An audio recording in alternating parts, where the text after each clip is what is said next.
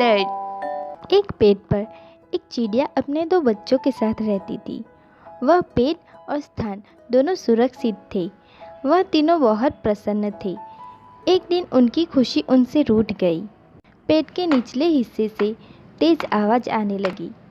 माँ, ये आवाज़ कैसी आ रही है? चिड़िया ने नीचे देखा तो उसका मन दुख से भर गया। एक आदमी कुदाल से पेड़ को काट रहा था। बेटा, इस पेड़ को काटा जा रहा है। अब हमें हमारे घोंसले को छोड़ना पड़ेगा। माँ, वह पेड़ क्यों काट रहे हैं? उनसे कह दो ना, ये हमारा घर है। आखिर हम कहाँ जाएंगे? बेटा, हम छोटे जीव हैं, हमारी पर्याप्त नहीं सुनी जाएगी। अब हमें यहाँ से जाना होगा। अब कहीं और घर बनाना होगा। माँ, एक बार उससे बात करके तो देखो। चिड़िया नीचे गई और उससे कहने लगी, भाई साहब, सुनिए, आप इस पेड़ को मत काटिए। हमारा बना बनाया घोंसला उजड़ जाएगा। देखो, मुझे अपना घर बनाने के लिए लकड़ियों की ज़रूरत है। मैं तो पेड़ काट कर रहूँगा। तुम इस पेड़ को छोड़कर कहीं दूसरे पेड़ पर बसेरा कर लो। चिड़िया जान गई कि अब इस आशियाने को छोड़ना पड़ेगा।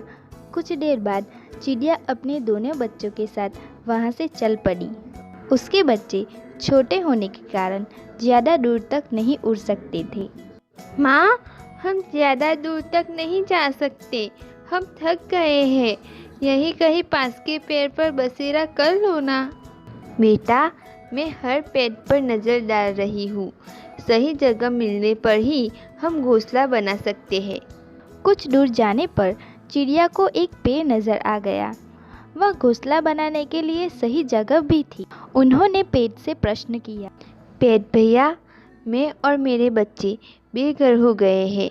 हमें रहने के लिए एक सही जगह चाहिए।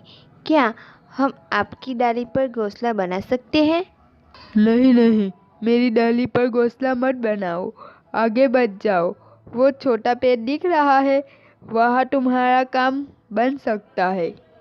पेड़ की बात से चिड़िया को दुख हुआ, लेकिन वह मजबूर थी। उसके मन में सवाल आया कि आखिर पेड़ ने मना क्यों किया। मना करने के साथ साथ आगे का रास्ता भी दिखा दिया। दोनों बच्चों को लेकर वह आगे की ओर चली। वह छोटा पेड़ आ गया। अरे भैया, मैं बड़ी देर से परेशान बच्चों के साथ उड़ती चली आ रही हूँ। आपकी डाली पर घोंसला बनाना चाहती हूँ। मना तो नहीं करोगी ना? अरे नहीं नहीं, मैं भला क्यों मना करूं? बना लो शौक से घोंसला।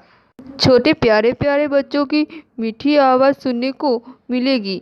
मेरा भी मन बहलता रहेगा। हाँ, मीठे फल खाने हो तो उस बड़े पेड़ से लाना होगा। धन्यवाद भैया, अब हम आपके शरण में आ गए हैं। हमें पूरा विश्वास है कि जीवन अच्छे से गुजरेगा। चिड़िया ने घोंसला बनाना शुरू कर दिया। इस पर उसके बच्चे ने प्रश्न कर दिया, माँ, उस बड़े पेड़ ने मना कर दिया, इस छोटे पेड़ ने हमें अपना लिया। दूसरी बात, छोटे पेड़ ने मीठे फल के लिए बड़े पेड़ का रास्ता क्यों बता दिया? माँ, उस बड़े पेड़ का फल मीठा है, फिर उन्होंने कड़वी बात क्यों कही? मेरे प्यारे बच्चों, उसके पीछे भी ज़रूर कोई कारण होगा। पेड़ तो सदैव कुछ देना चाहते हैं, कुछ लेना नहीं। फल, छाया, लकड़ी, हम जैसों के लिए घर भी देते हैं। एक छोटा पेड़ भी पूरी तरह से सुरक्षित है। वे तीनों घोंसला बनाकर बड़े प्रेम से रहने लगे। चिड़िया के दो बच्चे भी बहुत प्रसन्न थे। कई बार वे वह छोटे पेड़ का फल खा लेते थे। एक दिन चिड़िया आसपास का इलाका जानने के इरादे से आगे निकल गई। कुछ दिन तक जब चिड़िया नहीं लौटी तो बच्चे अपने घोंसले से सर निकालकर बहुत बेसब्री से माँ का रास्ता देखने लगे। कुछ देर बाद चिड़िया फल लेकर आ गई। बच्चे फल खाने लगे। माँ, यह फल तो बड़ा स्वादिष्ट और मीठा है। आपने इसे कहाँ पाया? मेरे बच्चों, ये फल उसी बड़े पेड़ से लाई हूँ। उन्होंने ही मुझे आवाज़ देकर बुलाया था। अजीब पेड़ है, आश्रय देता नहीं लेकिन फल खिलाता है। एक दिन चिड़िया उड़कर उसी बड़े पेड़ के पास से जा रही थी। पेड़ ने उसे बुलाया। अरे चिड़िया, आज ज़्यादा फल लेकर जाओ। अपने घोंसले में संभाल कर रख देना, काम आएंगे। चिड़िया ने 2-3 चक्कर लगाकर कुछ फल अपने बच्चों के पास घोंसले में रख दिए। पेड़ ने कारण कुछ नहीं बताया और चिड़िया ने भी पूछना उचित नहीं समझा। चिड़िया अपने बच्चों के साथ घोंसले में बैठकर आराम कर रही थी। एक दिन तेज तूफान के साथ बारिश शुरू हो गई। बादल जोर जोर से गरजने लगे। चिड़िया, अयो चिड़िया, अपने बच्चों के साथ संभाल कर रहना। मौसम का मिजाज अच्छा नहीं दिखाई दे रहा। हाँ भैया, बड़ी सावधानी से रहना है। चिड़िया ने अपने दोनों बच्चों को पास कर लिया था। इतने में बड़ी जोर से आवाज आई। चिड़िया ने देखा तो वह बड़ा पेड़ जमीन से उखड़कर जमीन पर गिरा था। ओह, इतने बड़े पेड़ को तूफान ने गिरा दिया। अब पंछियों को मीठा फल खाने को नहीं मिलेगा।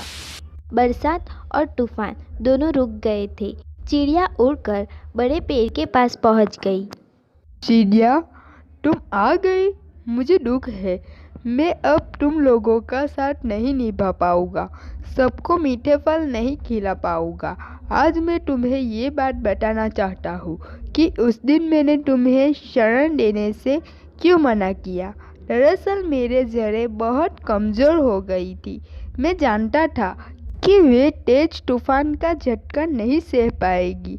मैं नहीं चाहता था कि कोई मेरी डाल पर घोंसला बनाकर खतरा मोल ले, इसीलिए मैंने तुम्हें मना कर दिया और छोटे पेड़ का रास्ता बता दिया। मेरे फल खाओ और अपने बच्चों के लिए ले जाओ, अभी भी ये ताज़ा है। बड़े पेड़ भैया, आप बहुत अच्छे हैं। आपकी भावना सदैव अच्छी रही है। आपके प्यार की मिठास को मैं सदा याद रखूंगी। बड़े पेड़ की बात सुनकर चिड़िया का मन भर आया था। वह समझ चुकी थी कि स्वभाव की मिठास सदैव फल मीठी रहती है।